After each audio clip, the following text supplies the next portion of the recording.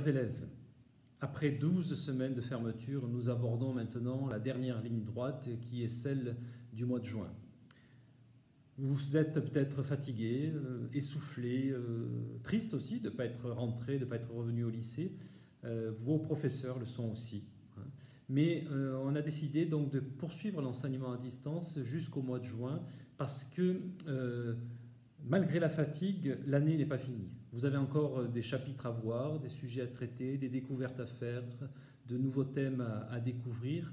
Donc les professeurs vont vous faire travailler dans ce sens. Et puis, l'autre élément important de cette poursuite, c'est que pour pouvoir aborder sereinement l'année prochaine, il faut que vous ayez fait la majeure partie des programmes de cette année. Et tout est lié. En fait, il y a une continuité.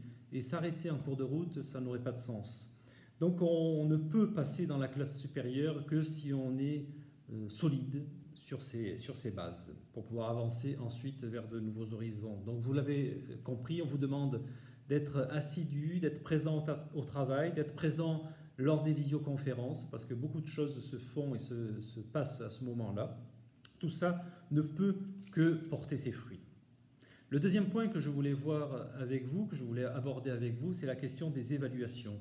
Le temps des bulletins, des conseils de classe. Tout ça va avoir lieu au mois de juin parce que c'est un temps privilégié de conclusion de l'année scolaire finalement pour voir ce que vous avez appris, ce que vous avez analysé, ce que vous avez créé, ce que vous avez étudié ou découvert. Et il ne faut pas oublier que évaluer, c'est reconnaître une valeur. C'est ça surtout qui est en jeu dans la question de l'évaluation. Donner du prix à ce qui a été travaillé cette année et qui vous permet de devenir ce que vous êtes. Alors ce trimestre, ce ne sont pas les notes, ce ne sont pas les moyennes, ce ne sont pas les classements qui seront mis en avant, mais bien plutôt les compétences que vous avez développées et acquises. Et il y en a. Vous avez grandi, vous avez gagné en valeur humaine, et c'est ce qui sera apprécié et estimé tout particulièrement ce trimestre, quel que soit votre âge d'ailleurs, des plus petits aux plus grands, on mettra en avant l'acquisition des compétences.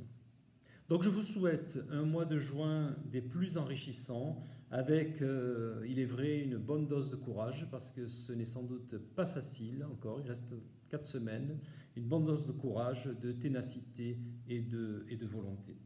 Gardez toujours en vous l'envie de grandir en humanité. C'est ce que